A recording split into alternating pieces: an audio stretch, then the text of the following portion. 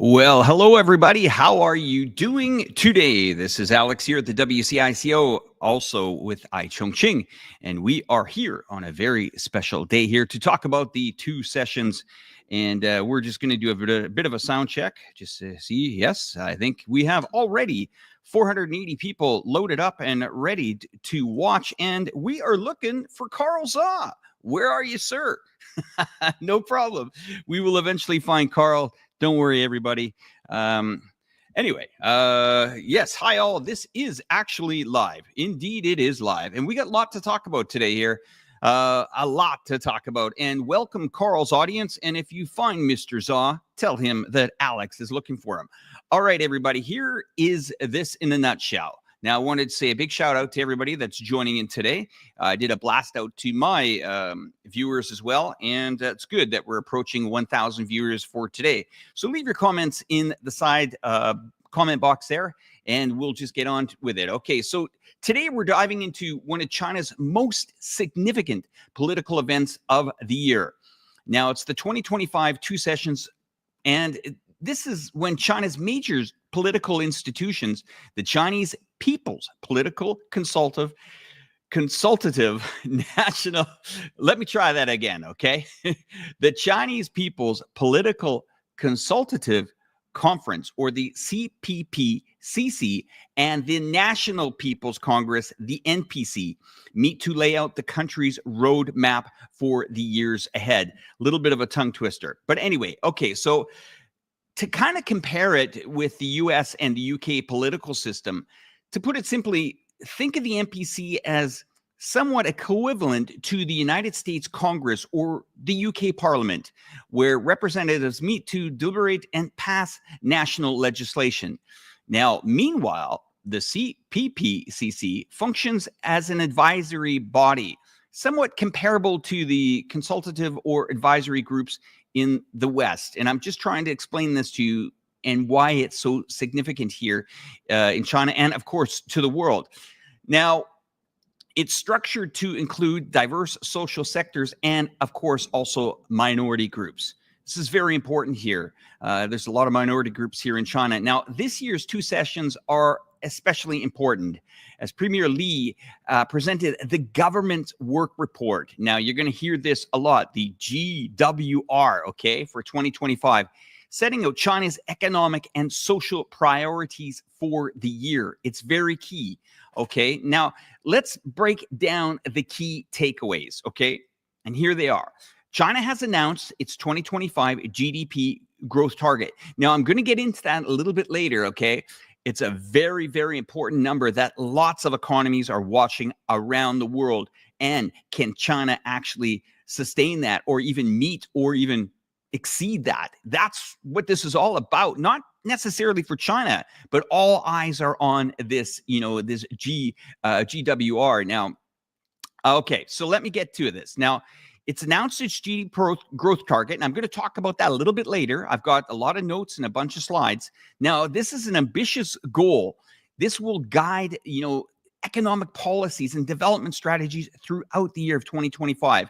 And we're going to also talk about what happened in 2024, okay? Because that year just wrapped up. Did China meet its targets? Did China, exceed its targets? Did China do all the things that it was important and set out to do? Now, second, the report also outlines detailed plans for, economic reforms, highlighting innovation, environmental sustainability, and modernization.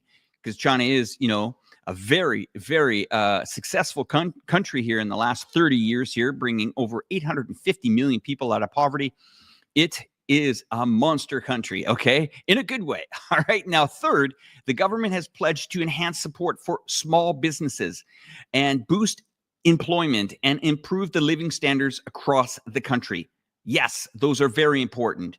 Okay. Now, if we compare this to the Western countries, such as the US and the UK, you'll notice similarities in economic planning and growth setting, okay? Now, I'm just going to see if Carl is coming onto the stage here. He's not here yet. But Carl, if you're out there, give me a shout. Okay. Now, as I was saying, you're going to notice similarities between the UK, the US, kind of like the economic planning and goal setting, but, with significant differences in execution and structure here. Now, for instance, unlike multi-party systems in the US and the UK, China operates with a unified leadership structure. Under the Communist Party of China, this ensures policy coherence, but with kind of like different mechanisms for debate and advisory input through these two sessions. They're pretty important, okay? This will be, I think, the fourth one I've attended or covered. I mean, there's always lots of things going on here. Now, for foreign investors and global observers, the two sessions offers critical insights into China's economic priorities. And we will see currently right now, the stock markets are already anticipating, what this work report means. Is it going to be accomplished? And we are seeing a little bit of selling off in the United States markets here. I saw the futures before I came onto the program.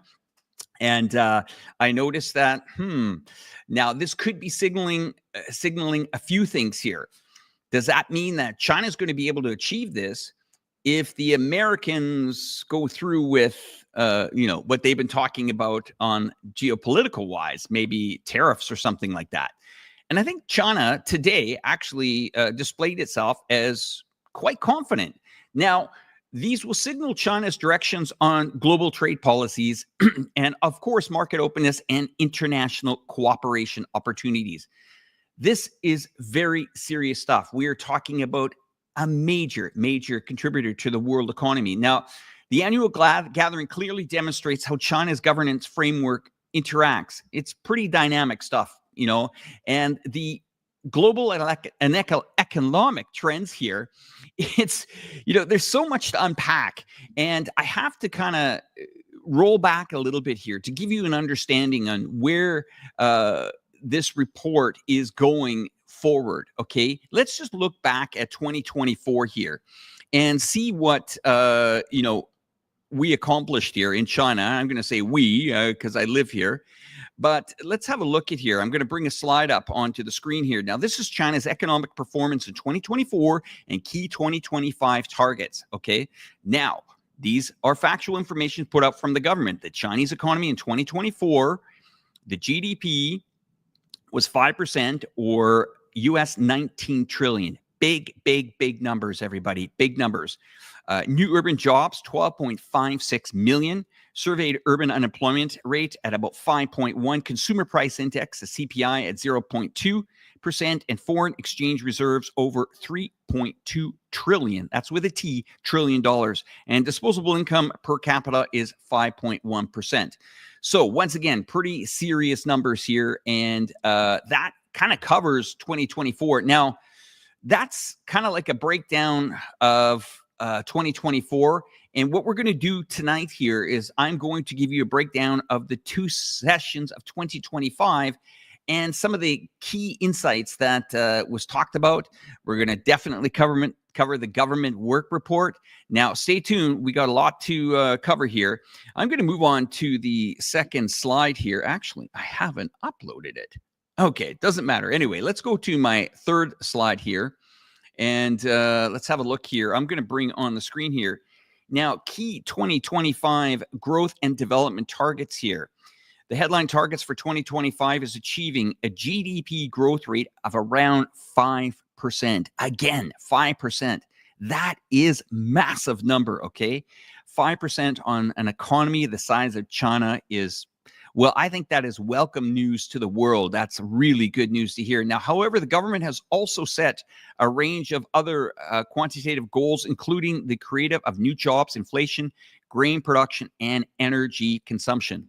According to the 2025 GWR, I'm going to use that term to make it easier for me, the proposed targets considered both domestic and international conditions. Now, let's pay attention to that international conditions. International conditions. That can change a lot worldwide. It could be, does inflation play a big part in other nations? Yes, it does. And of course, China pays attention to inflation as well, because that impacts people's lives. Of course, tariffs are very important for China. Trades, I mean, these are countries trading back and forth, billions of dollars. And we are also seeing global conflicts that could actually hinder or make it difficult for other countries around the world? Just kind of ask Europe how the oil and gas and natural gas is going. They've had to scramble to find new suppliers because of geopolitical issues. All right. Anyway, back to the slide here. We'll see the GDP here, growth and development targets for 2025 are around 5%. The surveyed urban unemployment around 5.5%, and new urban jobs around, well, they're stating over 12 million. And the CPI, again, holding it around 2%. Now, grain production output is around 840 million metric tons. And the energy consumption per unit of the GDP is being reduced by around 3%. So it seems to be that this is pretty straightforward stuff, but there are some key stuff here that we need to talk about. And just going to look at some of the things here. Let's have a look here. All right. Can you compare two sessions? All right, here we go. Can you compare two sessions with the speech Trump gave yesterday? It's like night and day between X and Z. Interesting comment. Thank you very much for bringing that in. Let me just see from the regions. Maybe I say wrong, Alex. Okay, no problem. All right. Where's Mr. Zha? That's a good question. Carl is surfing in Bali. Thank you, Carl. Is he in the middle of a traffic jam? Could be. No problem. But anyway, nice to see all the viewers here. We got over 500 people from Mr. Zha's Twitter or X. And we have a nice turnout here at Chongqing here of over 600 people watching to bring us a total of over 1,200 people watching tonight. Thank you. And leave your comments in the side box as well, and I will put them back up on the screen. Okay, so we've heard that. I'm going to skip to the slide number 4 that I prepared. Now, the policy directions for economic and social development in 2025. The GWR outlines a comprehensive strategic vision for economic and social development in 2025, marks the final year of the 14th five-year plan, and the government that thus emphasizes a balanced approach, maintaining stability while achieving progress by fully implementing new development concepts, accelerating the establishment of new development pattern, and pursuing high-quality growth. Now, you will see here also on the screen, I have pointed out more proactive fiscal policies. You're wondering what that means. Fiscal policies, okay? Well, let's call it like it is. On the fiscal front, the government has committed to a more proactive approach. Now, in the United States, sometimes we call that, don't want to use the term because it's a bit different here. But let's just say we're going to stimulate the economy, all right? Now, different countries have different mechanisms. The United States uses more of money printing, or we'll call it quantitative easing, QE. We'll remember the QEs after the financial crisis, the QE1, the QE2, the QE3, the QE4. They flooded the market in the United States to stimulate the economy. And well, for most part, it did work, but it did bring a lot of the money supply in, and of course, they're dealing with inflation. But we have seemingly a pretty responsible approach here. So, as I said, on the fiscal front, the government has committed to a more proactive approach. The report details plans to increase the fiscal deficit to around 4% with an expanded deficit scale and boosted public expenditure. This includes ensuring special bonds and local government debt earmarked for infrastructure development, land acquisition, and other critical products. Efforts are also underway to optimize spending structure, prioritize measures that enhance social welfare and consumption, and ensure that fiscal resources are allocated efficiently. By reinforcing central fiscal transfers and tightening fiscal discipline, the government intends to maintain robust support for economic and social initiative. And I just heard a pop in my ear, and that is Carl Zha in the house. Carl, I'll give you about 30 seconds to test your microphones there, sir. Awesome to have you on here, and we will continue on.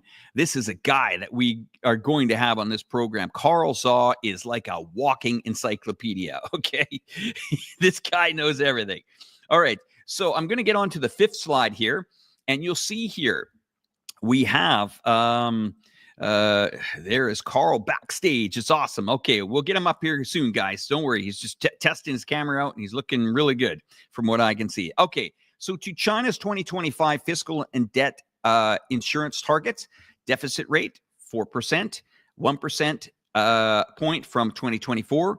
And a lot of these are, I don't want to say financial jargon, but it's a lot of stuff that unless it hits you directly, you probably won't realize it. But let's look at the bottom line here. The total new government debt projected at about 1.62 trillion, an increase of about 397 billion. Yes, Carl. Carl Zha. All right, Carl, I see you. I hear you. How are you, sir? I hear you. Hold on. All right, no problem, Carl. Okay, now I can hear you. Sorry. Awesome. So, Carl Zha, I was just putting out the government work report here for the 2 sessions, and man, I'm out of breath because I had to unload it. We already got 1,000 people watching us. So, tell me, sir, Trump's conversation last night to the country, and then you wake up this morning, and here's China in 2 sessions. What are your thoughts? Yeah, it's actually pretty surprising that there's not that much coverage in the Western media of 2 sessions in China. This is like one of the most important country in the 21st century, right? I mean, this is just like one of the most important political event in one of the most important country in the world. Mm-hmm. Yeah. What happened? No, it's okay. You're good. You're good. Don't worry about our backstage. Let me make sure I'm connecting to. No problem. You deal with that, Carl. I'll just take everybody on to slide 6, okay? While you're fixing that behind the scenes. Okay. All right. So anyway, we'll come back to you in 2 seconds, Carl. So anyway, China's key development task for 2025, in addition to the specific targets that I showed you guys before, the 2025 GWR outlines 10 key tasks for 2025. These tasks focus on priority of economic areas and development goals and include measures for boosting, I love that word, boosting consumption, modernizing industries, attracting foreign investment, and promoting green development and transition, among others. Okay, I think we got you back, Carl. No problem. And I'll get to those 10 key points later. And yes, you're talking about, Trump's got all the airwaves yesterday. This is a major event here. What's going on? I think the English language media, they just don't know how to cover China. I mean, they cover China from a certain angle. We all know that, right? I mean, from a China bad angle, but they really don't know how to cover like just one of the most important political event in China. In one of the most important country in the 21st century. And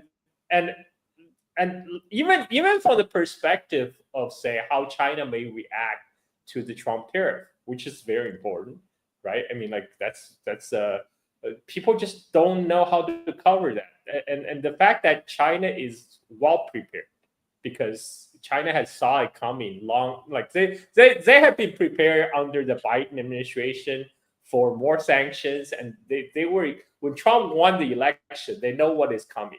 Unlike, say, Canada, Australia, EU, Mexico, right? Like all the supposedly U.S. allies, they're the one who got caught with their pants down, that they were acting surprised. China was not surprised about this at all. In fact, they were preparing for even more tariffs.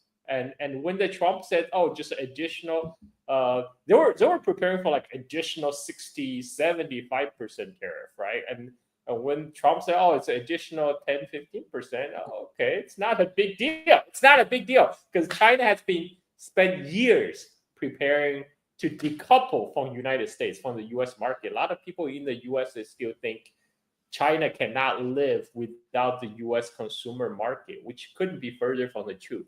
China, the external trade composed about 19% of China's total economy. And out of that 19%, only 15% goes to the United States. So we're talking about 3% of China's GDP is directly tied to trade with the United States.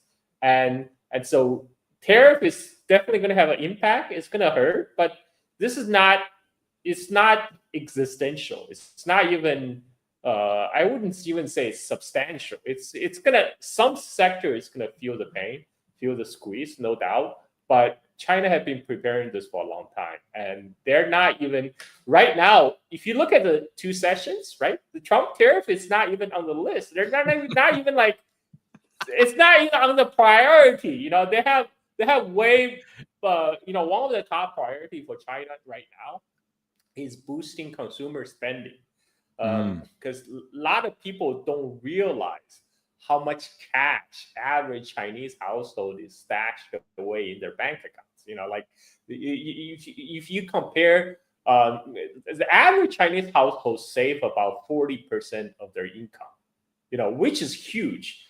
Before I was like, wow, that's a lot. Then I look at myself, you know, I actually do that. So I think it's cultural thing, because I look at myself, I save about 40% of my income, and it's also maybe because, you know, I grew up. I'm the first post-cultural revolution generation that grew up in China, so I still hear a lot of stories from my parents, my grandparents about the hard times. So my mentality is still saving, stashing away for stashing away the rainy day funds, right, as much as possible. So now what Chinese government want to do is they want to encourage people to spend, and we saw the power of China's consumer market in more recent stuff, like the movie, in the movie industry, for example, in 2, which we have done a show about. Now it just broke it made over $2 billion USD in the box office. Unprecedented, not top grossing animated film and non-Hollywood movie, you know, like in that category. I'm surprised. Go ahead, Carl. I'm surprised they played it in the United States on the sake of national security. I mean, you know how these things are, right? And I can tell you, you know, after today, I mean, this is some pretty explosive news coming out here. I think that 5% GDP target is bold, okay? And if they pull that off, that is great news for China in 2025 here. That is very hard to sustain that. They did it last year. They're saying it again. And as you said, they anticipated, you know, what this new administration was going to do.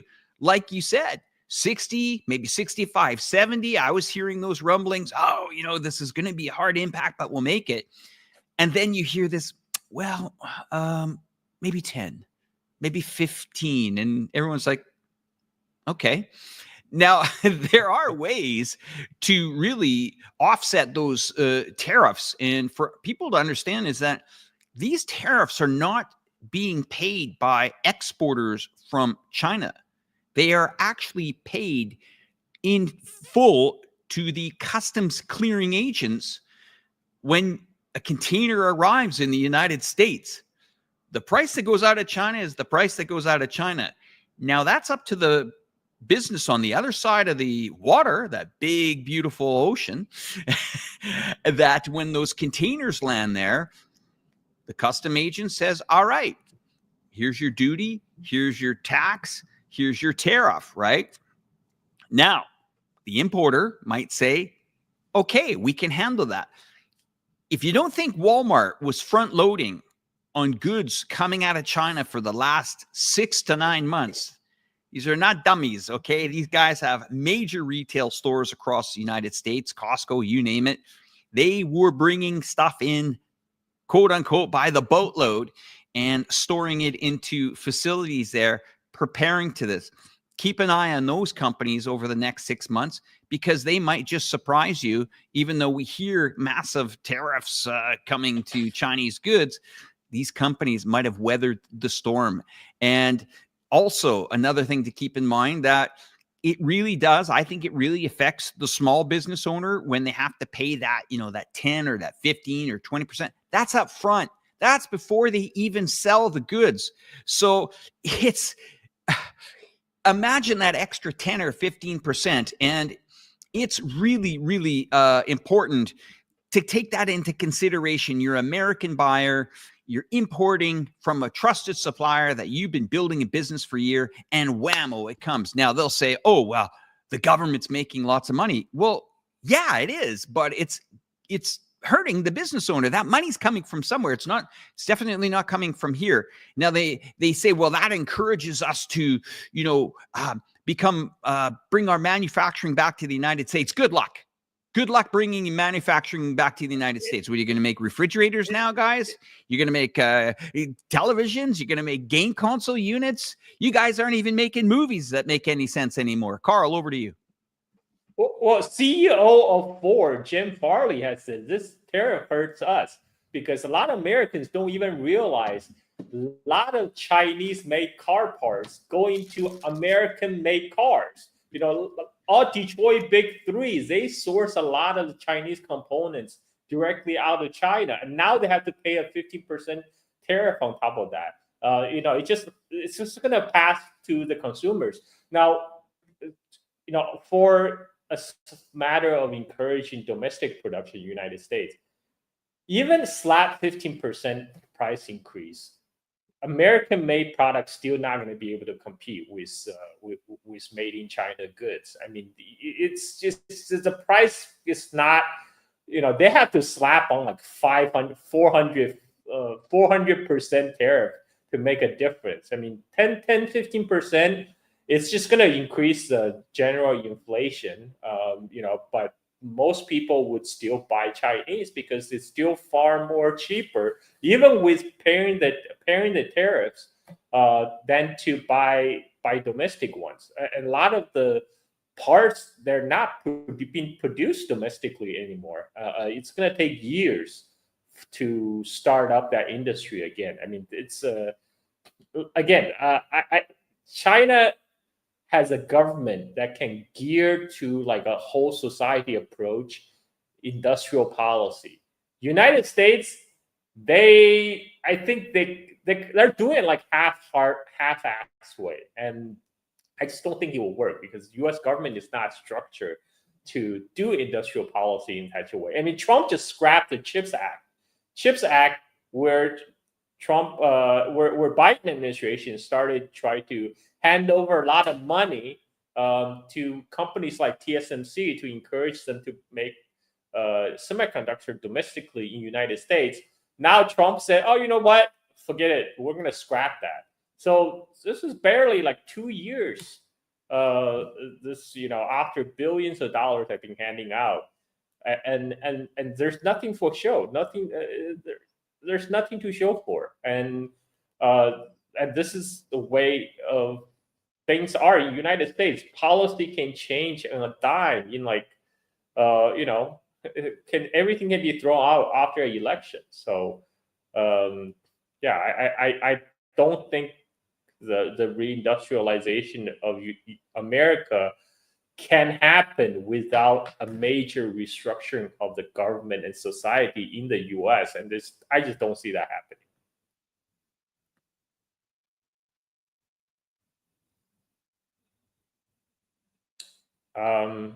Did I lose you, Mr.? I'm done with my ranting, Mr.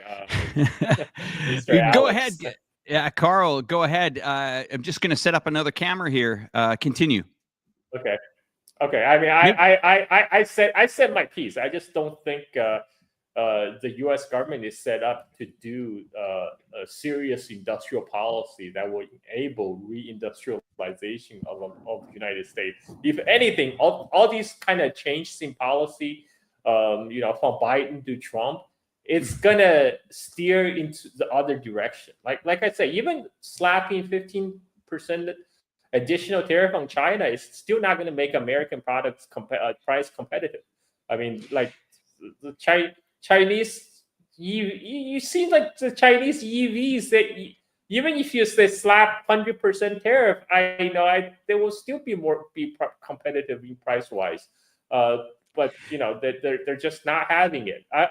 As for they allowing to show the movie Nuts, I mean the movie thing they have been doing for a long time because China do allow imports, like they have a quota set aside for Hollywood imports every year, and And Hollywood's still looking to make a lot of money in China, because China is the world's second largest film market, and very soon it's going to be the world's largest film market. And you can see the latest box office number from China. All the top 5, they're all domestic Chinese film. Hollywood, you didn't even make the cut. So that's where the money is. And the AMC, ever since they got bought out by the Chinese Wanda Group, they have been showing Chinese films in the United States.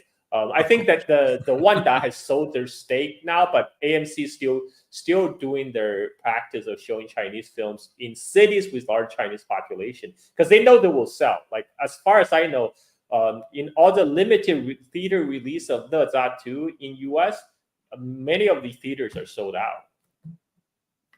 Yeah, it's impressive numbers coming out from that. Now, you brought up new energy vehicles, not me. All right. So I'm going to go on a little bit of a rant on this one.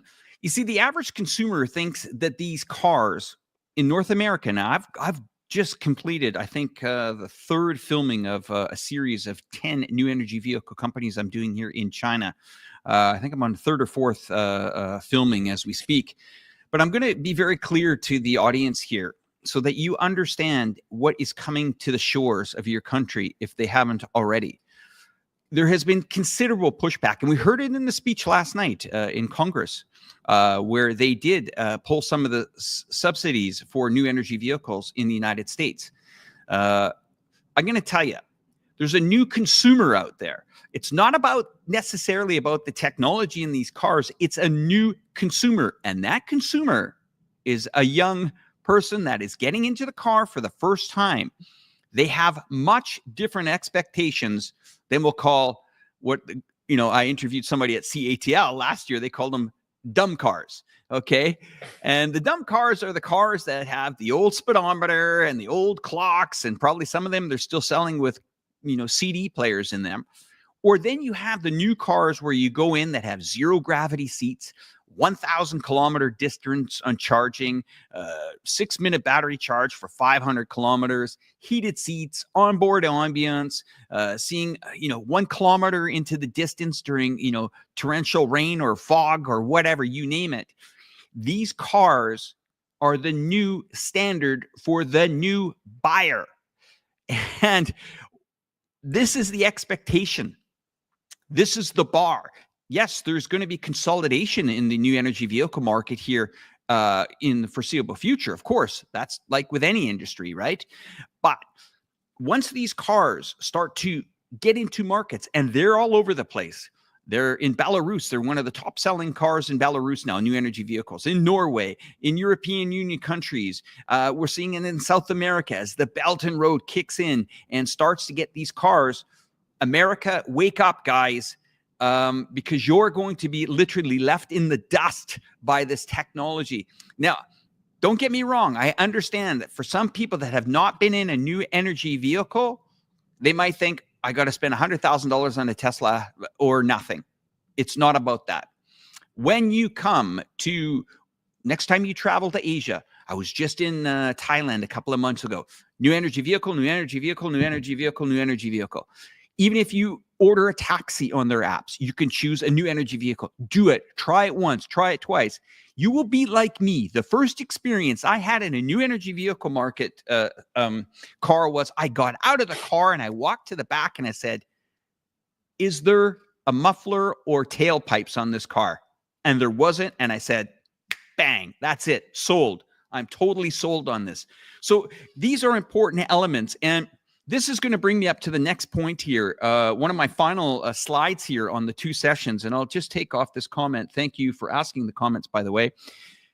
Here are 10 key points: boosting consumption, development and upgrading the industry, development, science and innovation, promote implementation of landmark reform measures, expand high-level opening up, prevent and resolve risks in key areas, promote rural revitalization, promote new urbanization and regional coordinated development, promote carbon reduction, pollution control, green expansion and growth, ensuring and improving people's livelihood while enhancing social government efficiency.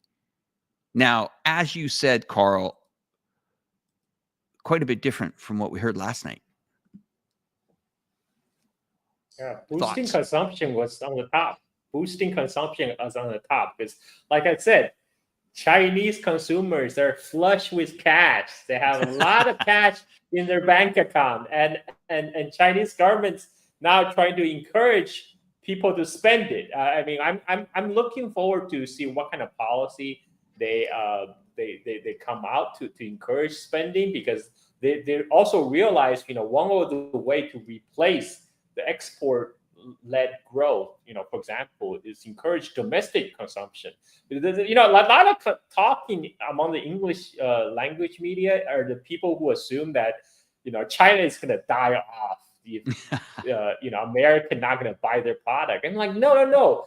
People who make things don't need people who make nothing, right? I mean, like, right now it's traditionally, they still think like China being the low cost producer for like toys and electronics, stuff like that. No. China is now moving into advanced manufacturing.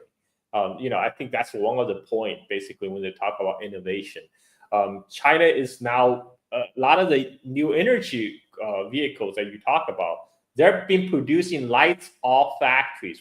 They turn the lights off because the whole factory floor is automated by robots. They don't need lights. The robots don't need to see.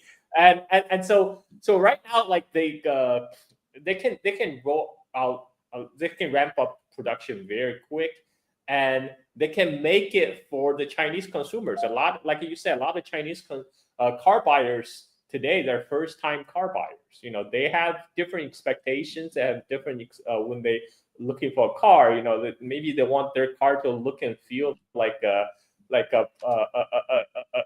console, like a PlayStation console.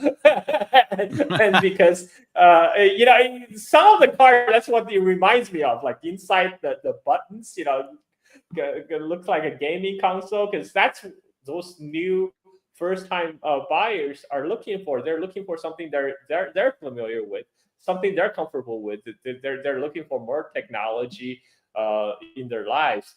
And China, China lead the world in advanced robotics, right? And they're employing a lot of robots in the manufacturing process. That's dramatically reducing the cost. People in the United States still think like China used like slave labor, sweatshop. No. They use robots. Okay, they use robots to plant trees in the Gobi Desert nowadays, and the idea is now like they can produce for the huge, potentially huge domestic market. I grew up in a time long time ago in the 1980s, when China, at that time, everything was imported, from transistor radio to fertilizer. China had to import them because China was exporting raw commodity like crude oil to Japan, and importing refined petroleum product like fertilizer, because China lacked its own refining capability. And now China is making, if at the first it was import. A lot of people overlook the China developing story. Is a lot of the China manufacturing story is about import substitution. Before everything was imported, and now China is now making the parts they can use. That's not, they don't have to rely on foreign suppliers anymore. And then later they go to export. Now it's coming back to this cycle where now Chinese consumer are now have more disposable income. They don't have to rely on the export market anymore. They don't have to rely, on that U.S. market where U.S. government through policy is trying to restrict the market access. So this is why this is another reason the government is placing heavy emphasis on boosting consumption. So most of the new energy vehicles that China produce today, majority of them are being sold in China.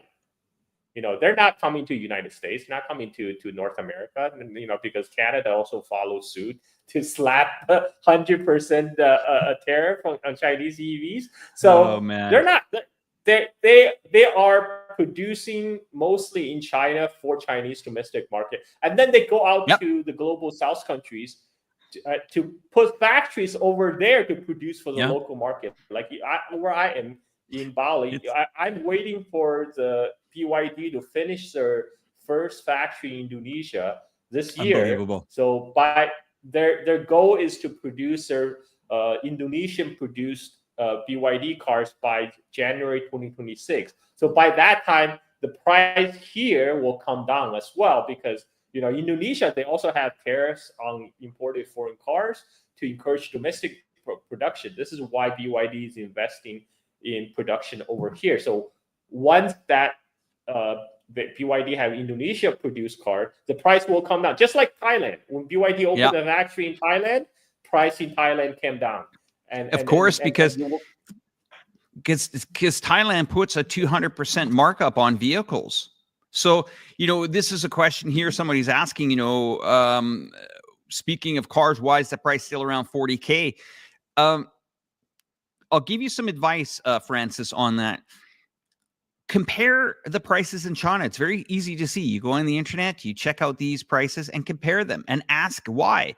Because I rather doubt that there are direct sellers in these countries. They might be using intermediaries. And also, something that I saw at the Guangzhou Canton Fair, and of course we have it here in Chongqing because Chongqing is the motor city of China. But at the Canton Fair, I saw a lot of individual buyers wanting just to come over to that show to buy a car, to export it to a country because they simply didn't have it in the country. So when you're seeing people doing that at that stage, it means that there's going to be a demand there. And it's, as we say, the dam is eventually going to break. I just wanted to give you guys a quick look here at Sparky. This is in Chongqing here. During China's 2 sessions this year, a desktop robot dog from the Chongqing delegation became a spotlight item. Named Sparky, this robot dog not only has flexible joints that allow it to mimic real dog movement, but it also features dance and emotional interaction capabilities. Come shake hands at the command. The robot dog extends one of its first paws and handshakes. Anyway, once again, I wanted to share that with you guys. As Carl was talking about robotics and stuff like that, we continue to see stuff like this. It's just another day in China, Carl. Yeah, and like, for example, AI. U.S. that placed a lot of emphasis on AI, right? But a lot of the money is going to like large language models, which basically chatbots. But in China, the AI was applied differently. They apply AI to manufacturing. They apply AI to advanced robotics. They apply AIs to making cars, to automate the process. So and when the deep state seek became popular, the adoption was very quick across the board in China. Everybody now is incorporating DeepSeek in their AI search and everything. So this is the area where Chinese government had been paying attention, because they had the Xi Jinping and all these top leadership already met with the DeepSeek CEOs, and so they've been obviously paying attention, and so they are. This is a part where in the 2 session where they talk about continued innovation. China will continue its progress in AI, in advanced manufacturing, and there's nothing that U.S. sanction can stop. The whole idea of chip sanction on China was to stop China's AI progress. But DeepSeek just showed that China reached parity with U.S. even with the chip sanction in place. So China will not be stopped. The China will continue to move forward in the advanced manufacturing. I mean, right now, China is a manufacturing superpower.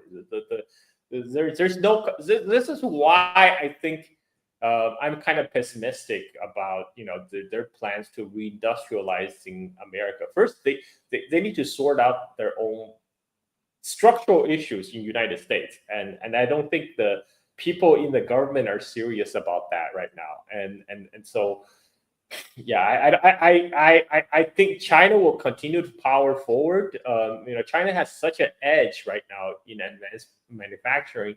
I just don't see U.S. will be able to compete that anytime. This is why the trade barriers are going up, because they also know, Elon Musk said himself, if there's no trade barriers, Chinese new energy vehicles going to kill all the ultimate industry in the United States and Canada. Well, I don't know if Canada have a car industry. Canada's car industry is all just like assembly for the other foreign brands, as far as I know.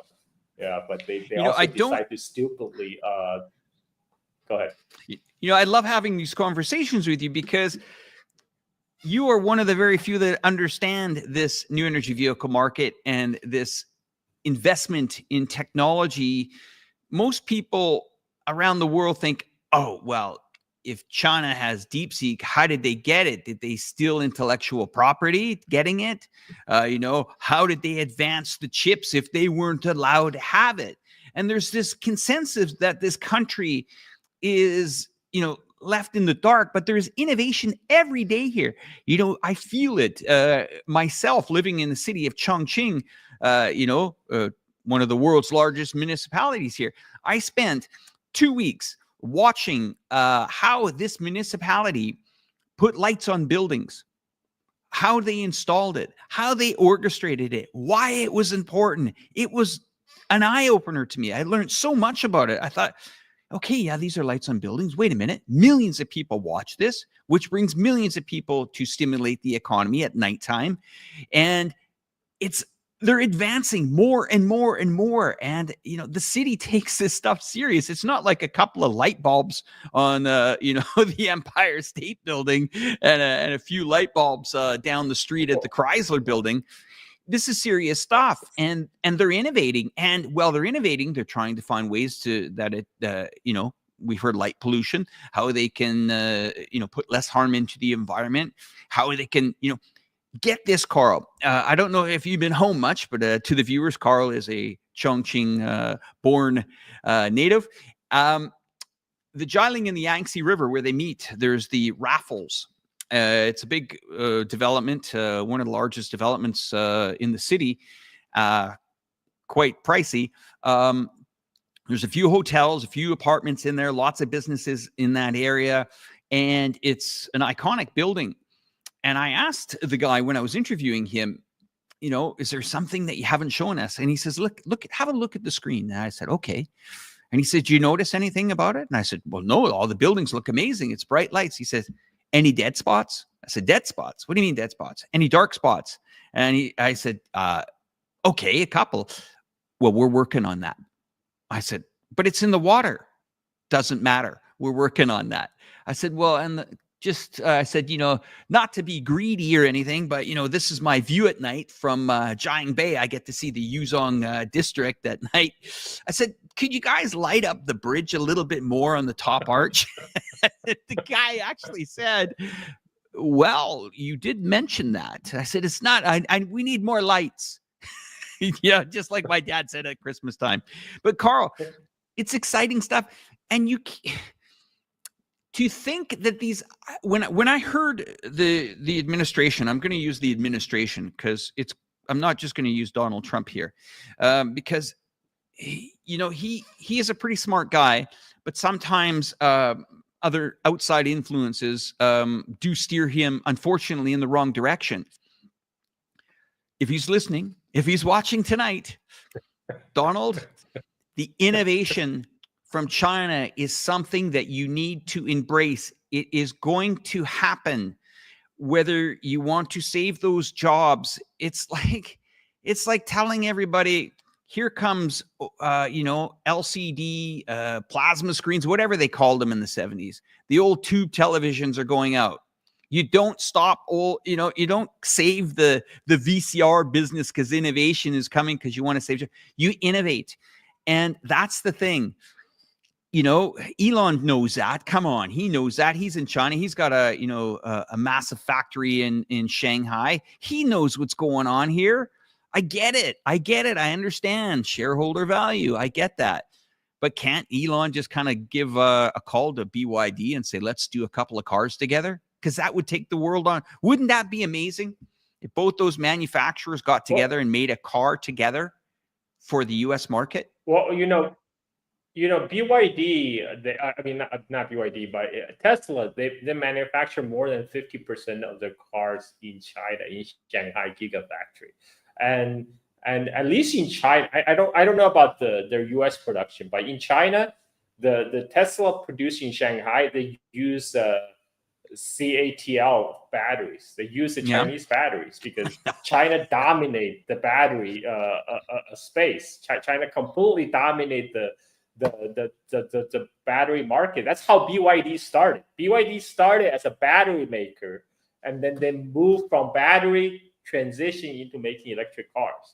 And China has a big lead in the battery. This is why Jim Farley, the Ford CEO, he was gonna, Ford was set up. They have a deal with CATL to use CATL batteries in the Ford produced new electric vehicles. This is why he's upset at Donald Trump slapping tariffs on China, because he's making those cars more expensive in the United States because the Ford is sourcing all these Chinese components from China. Now Ford has to pay 15% additional tariffs. This is there's no way out. A lot of the cooperation is already happening. But a lot of people still don't understand it, including the people in the government. They still don't really understand how tightly one the two economies are. It's pretty crazy stuff. And, this, I got another news clip to bring up here. There's a few, so much news coming out of here. This one talks about, let me bring it up here. Once again, Chongqing proposes to build a national influential innovation center. It just talks about the proposal builds on a series of national policies, including the Chengdu-Chongqing Economic Circle construction plan outline in October 2021. And it just goes on and on and on and on and on. Key challenges. There's 100 million people in this economic circle between us and the sister city of Chengdu. You guys, if you want to read this, I will put the links in the description below here that you guys can read stuff like that. We have another one that comes out of here. China unveils resilient growth target with strong policy support. These are all things that Carl has brought up. It's about accelerating, putting money into investment, moving forward, and getting behind innovation. The government gets it here. Why don't they get it in other nations, Carl? Is it because they're too busy dealing with being popular? What is it that they just don't get? Well, I don't know. If you look at a country like Mexico, for example, right? Mexico's car market was dominated by foreign brands anyway. So for them, they're kind of neutral on the Chinese imports. When China BYD goes create a factory in Mexico, creating jobs locally. It's the same. It's from standpoint of Mexican government, it's the same as American or German company automaker goes to Mexico and open a factory. So a lot of the countries, many countries in the global South are more like in the Mexico position, where they're neutral. They're more neutral toward Chinese investment. If anything, Chinese investment is also investment. It's money coming in. It's job creation.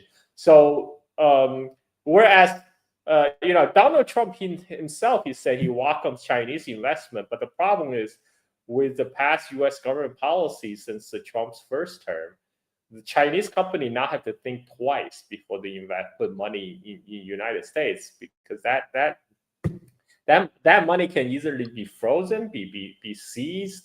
You know, their CEO, CFO could be arrested, detained on some bogus charges. So and any you know, even if Trump say make some nice noises and then make some a policy change, there's nothing to guarantee that after another election, those policies going to stay in place.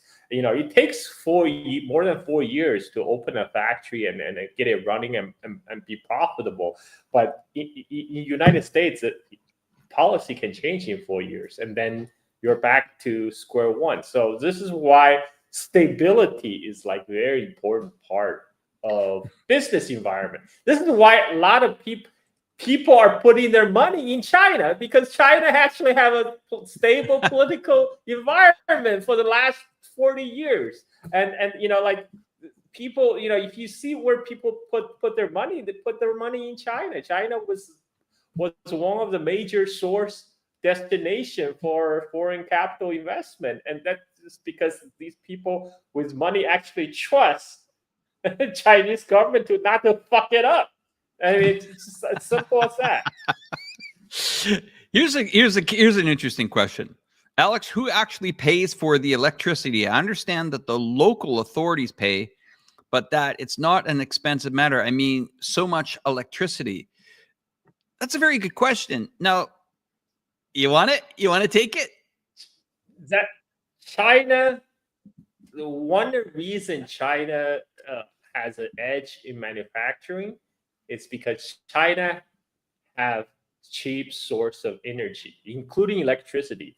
And if you look at China's power generation graph versus United States over the last 20 years, US is essentially flat, right? And whereas China is going up like this. And we are to believe that somehow US economy has grown, you know, leap and bounds in the last 20 years, whereas supposedly the Chinese growth is all fake, when their electricity consumption was going on like this.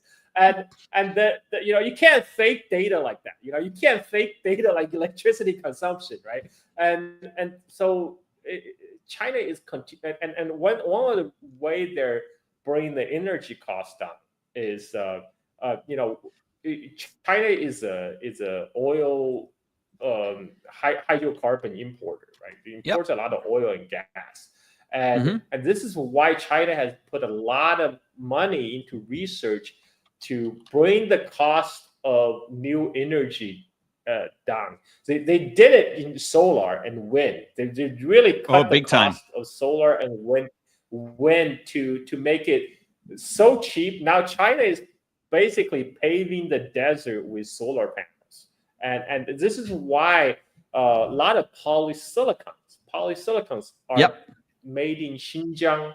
You know, like this is why United States is slapping sanction on Chinese solar panel, claiming China is using Uyghur slave labor in Xinjiang, right? The reason why a lot of polysilicon are produced in Xinjiang is because the energy costs in Xinjiang had become so cheap because the proliferation of solar farms and wind farms in Xinjiang that made the energy in Xinjiang relatively inexpensive.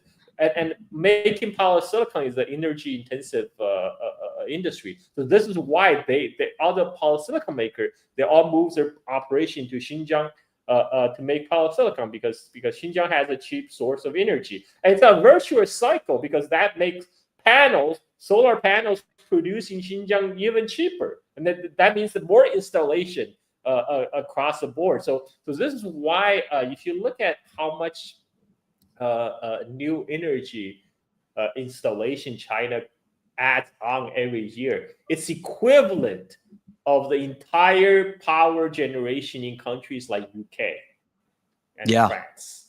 It's like every year they're adding that much new energy component. I mean, it's huge. It's really big. Yeah. And with that energy, sorry, go ahead. Carl. I mean, that's why the energy is cheap in China. That's my point. To add to that, just going to walk the viewer through what Carl is saying. Imagine this: solar panels, an amazing battery technology connected to it. Okay. It's a double punch. Okay. And if you think CATL is just making batteries for cars, think again. Imagine, and I've seen many things here over the last couple of years at some of these trade shows. Let's take it further. Battery-powered lawnmowers, battery-powered hair dryers, battery-powered municipality garbage trucks, solar-powered charging stations for battery cars. Okay? Campsites that are battery technology. Police cars, fire trucks, equipment. They all start usually at where things people ignore. No one's going to complain if they're, as long as their garbage is being picked up, they don't care if it's a diesel or if it's a battery technology. Oh, okay. So battery technology. Okay. That will drop the price of fuel consumption down for us. That will, less broken parts, less pollution. Let's start with that. Well, how about buses? How about getting your children to school by buses? How much money, time, energy will that save? And everybody's so razor focused on the big three. Got to save the big three.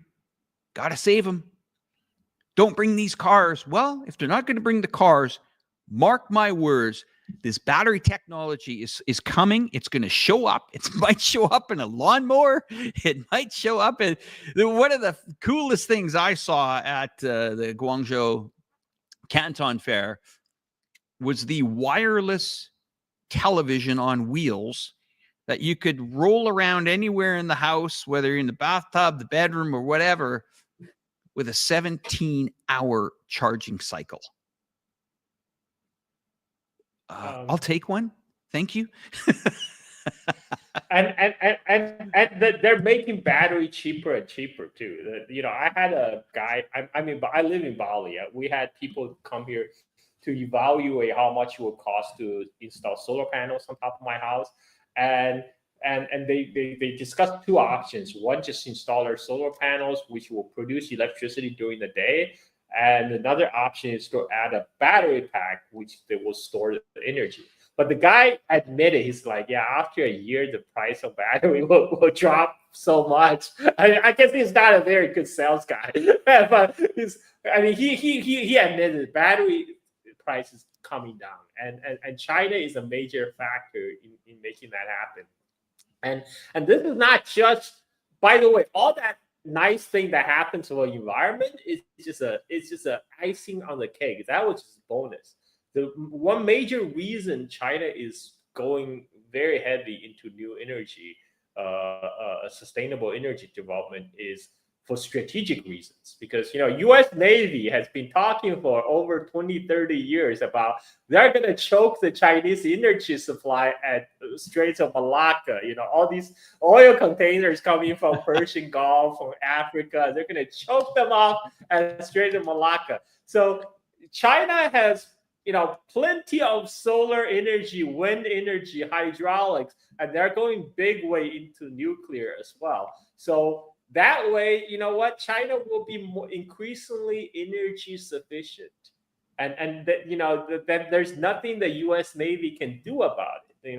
Like when China, what are you gonna do about solar panels in Xinjiang, right? I mean, U.S. Navy, they can't drop their aircraft carrier into the middle of the desert in Inner Mongolia, right? So this is why China has been doing this. They had a plan for this for a long time. They have 5-year plans. Every like two sessions they review their plans and making sure they're meeting their targets. So they have been hitting their target every year. This is the stuff that English language media do not report on. Like the actual meaty stuff, what China is actually doing, how they set target and how they meet their target. This is the stuff that actually would explain the China miracle story. Instead, you get the crazy story. You get the crazy thing called China just stole everything, right? I mean, China just stole all the intellectual property. That's why they got where they're today. Because the real story of China's amazing development, it just be completely ignored because a lot of English language media just simply do not know how to report that because no, I agree with you. They can't because they don't have an angle. They usually try to insert a political angle into this, right? That will make China look bad. Or they can't. In this case, they just can't really talk about it because China. Okay, Yep. so China is preparing this for many years to be energy self-sufficient. So U.S. Navy cannot choke the Strait of Malacca. I mean, how can you tell that to your English audience? Who expect United States to be like the protector of the sea lanes, right? Like to ensure the free and open Indo-Pacific. That kind of destroy the whole narrative. So this is why they don't talk about it. Well, anyway, Carl, it's a blast. I just wanted to tell everybody, if you didn't hear the first 15 minutes of this live stream, we covered a lot on the 2 sessions. Guys, I just want to show you this last little bit here, what Carl and I have been chatting about. Let me just see if I can share the screen here. Let me just do that. I recently, well, let's have a look. $. I give you the space capsule home, assembled in just 2 days. Forget renting. Welcome to modular housing made in China. Let's step inside one of the world's largest space capsule and modular homes assembly plants. This is the tour you don't want to miss. We're going to call this the Apple House. Kind of reminds me a little bit of going to IKEA or Lego at the same moment. This has a 15-year warranty on it. Do we know how much something like this would cost? $1,000. This puts a motorhome to shame, actually. I have to tell you, it's quite relaxing. Truly an extraordinary way to own a home in today's world. It is possible. Can you believe a house can be built in just 2 days without using one single brick? Come and see for yourself. It's comfort and warmth, making you feel at home. Modular building materials meet international standards and incorporate a new. Anyway, guys, I wanted to just show you guys that this is just some of the cool stuff going on. Amazing all over China. Chongqing is every day innovating. It's a truly remarkable city. Carl knows that. Carl, you're welcome to come home anytime. The city misses you. Get back here and see what this city has become. It's been absolutely breathtaking. And I'll tell you, these 2 sessions, very important for the municipality of Chongqing here, extremely important. And stay tuned to it because this will continue throughout the week. Visit us on ichongqing.info, Bridging News. Also, our handles on Facebook as well as X platforms and YouTube, of course, iChongqing and Bridging News as well. Subscribe to all those channels. And do not forget Carl Zha. Carl Zha, where can we find you, sir? I have my own YouTube channel. It's Carl Zha. That's my handle. I'm a prolific shit poster on Twitter. So it's Carl Zha on Twitter as well. That's my handle. And I also run a podcast, Silk and Steel podcast, off my Patreon website where, I got to pay my bills to support my lifestyle in Bali. And you can subscribe. And I'm currently doing a chronological retelling of the Chinese history from very beginning. So I have reached 480 BC. So, wow. So 480 BC, to give you a context, that's a year of the second Persian invasion of Greece. That's a year of 300 people. That's a year of 300, and that's when Confucius was still alive. And so I cover Confucius' life story, and and China of that time period. If you want to learn like in-depth Chinese history, subscribe to my podcast on Patreon. Just search for Silk and Steel. Search for Silk on Patreon. The first result should be Silk and Steel podcast by me. And I just want to answer a question by Francis Pango. Sure. Can I bring it up? Tell me where it is. He said, why is Bali still so hot? And he went there in October 24th. So this is a public service announcement. Do not come to Bali in October. October is the hottest month in Bali. Do not Okay. stay away from Bali in October. Because normally there's the monsoon wind blows across the island, keep it cool. But the month of October, that's when it's a law when the wind changes, the wind switch direction from east to west. But there's 1 month in October, the wind stops. And that's really hot and humid. That's a month you do not want to be in Bali. Do not come to Bali in October. I hope I'll answer your question. I'm gonna come see you though soon in October. I'm thinking maybe that's the best time of year to come down there. Have the popsicles ready there. But fantastic, Carl. So once again, Carl Zha, you gotta follow this guy. He's the walking encyclopedia for sure. It's been a tremendous time. Sorry, I brought you on late to the show. I don't know if that was my bad or don't know. I was putting my kid to sleep. Sorry, I had to do my daddy duty today. So yeah, sorry about that. Carl, so what can we see coming up on your channel in that next week or two?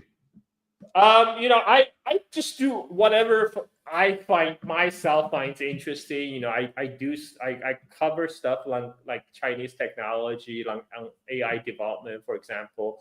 I also talk about geopolitics. Talk about China's response to Trump trade policy, for example, and whatever catch my fancy. That I may decide to do. So just you're welcome. Just check it out. Go to Carl Zha on YouTube. Go to Carl Zha on Twitter. Go to Silk and Steel podcast on Patreon. I have a lot of stuff. Fantastic, sir. Fantastic, sir. Anyway, weather's good now for you? It's okay. Now it's okay. We're in the rainy season still. So like as long as when it rains, it cools down. But after a couple months, start from June, you'll be really nice. The wind will start blowing from the other direction. You'll be dry. It's dry. Starting a dry season is coming soon, and it'll be very, very nice. So summertime for people in the northern hemisphere, summertime is the best time to come to Bali. That's when it's actually cool. Yeah. Actually, I've got your Twitter feed up here now, or X, we'll call it X. And I'm just actually, I find out about the stream when I decide to tweet about Confucius today, and I saw that I am alive. I'm like, what? What alive? And I'm all like, oh crap! I'm supposed to do a live stream with Alex because in my mind it was tomorrow. Somehow I was thinking it's Friday, serious? And then sorry, buddy. Today, I spend a lot of time on Twitter. So like today, for some reason, I just decided to tweet out some random factoid about Confucius. And I saw that I am live on Twitter. I'm like, why am I live on Twitter? Did I get hacked again? And I realized, I had a thing with Alex. I totally forgot. There we go. There's Carl Zha's Twitter there, or X, or whatever you want to call it. Yeah. Silk and Steel podcast by Carl Zha, host of Silk and Steel podcast on China, history, culture, politics. It's Silken. I don't even know how to pronounce that. Carl Zha podcast at Gmail. And you got it all there. 175,000 followers. Well done, sir. Well done. Thank you. Well, Carl, hopefully we'll see each other soon. I think the last time we met, where were we? Was it on the Great Wall, or did we meet after that? Yeah, when we talked in person, it was on Great Wall, sir. That was 2 years ago, I think. Yeah. Well, I got to get down to Bali. I'm being pressured to go down there, so I'll get down there to see you soon. Okay? Yeah, for sure. For sure, I look forward to. I mean, I might be coming to be closer to you. You never know. I might show up on your doorstep one day. Food, drinks, accommodation, all on me. Anytime you come to the city, I've got you covered. Nice. Okay, sir. All right, guys, that's it. I'm just going to let our administration team here that's working the back end, let them know that we're ending in 20 seconds. Okay. There, I've just typed it off, so he's getting ready to go. Anyway, everybody, you guys take care. We'll play a little bit of music here to go out. And Carl, do you have any access to our chats? Do you see anything that you want to comment to, or I'm looking at the chat. I'm looking at the comments. yeah, I didn't connect your YouTube channel. Sorry about that. No, that's fine. Just do it next time. Because I was late anyway. I was late for the first 20 minutes because I was putting my baby to sleep. So that's fine. Well, thank you very much, sir. I'll let you get back to your dad duties as well. And I've got to get home as well. It's 10:20 here. Thanks, guys, for joining the live stream tonight on the 2 sessions. Extremely important day. If you missed us, joined late, get back to the start of this video. You'll see it in full detail. Carl Zha joined the show part way through, I think, just a few minutes after I was done my ranting and raving. And what a pleasure it is to have you on the program again, Carl. You take care, sir. Thank you very much. Bye for now. Anytime. Anytime, Alex. Bye. Bye. Adios.